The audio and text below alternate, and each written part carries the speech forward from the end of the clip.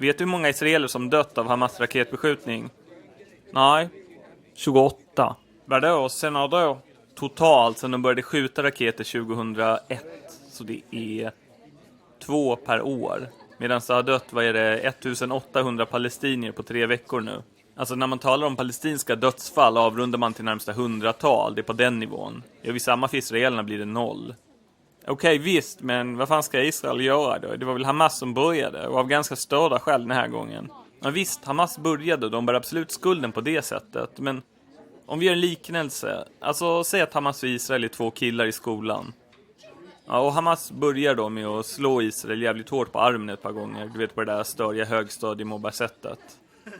Ja, okej, locker.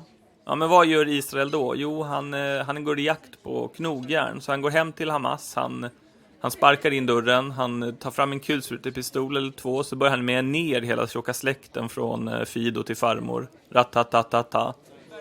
Sen när alla är döda, då spränger han huset och de 2 bredvid bara för säkerhets skull. För det skulle ju kunna finnas knogjärn där också. Man vet ju aldrig. Alltså den där liknelsen är jävligt snäll mot Hamas. Hamas vill ju döda Israel. Ja, men det spelar ingen roll vad de vill. Min jämförelse går ut på vad de faktiskt gör. Alltså vi kan säga att Hamas är mörk, hårig, förhärdat och medfött ond. Kanske inte i SS-uniform då. Okej, bättre. Vi kan säga att han alltid gömmer sig bakom sin 12-åriga lilla syster.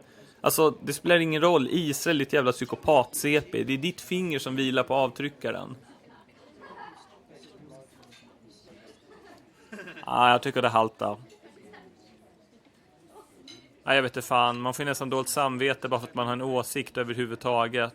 Jag läser en arg krönika i tidningen om det finns så mycket värre konflikter som ingen bryr sig om. Det är bara för att vi innerst inne är antisemiter och hatar judar som vi inte kan släppa just den här konflikten och inte bli lika upprörda sen när det dör 1 miljard människor om dagen i Kongo-Kinshasa. Ja, men samma jävla tidning vill att det ska bli upprörd av att någon minister har använt för mycket roaming på mobilen. Det är väl bara mänskligt att få känslosval över något man kan känna någon slags relation till och ha något att hänga upp på. Typ att man är antisemit. Ja, vad fan, du ska kanske inte tatuera in ett hakkors i pannan, men jag tycker du kan få bli upprörd över vad du vill.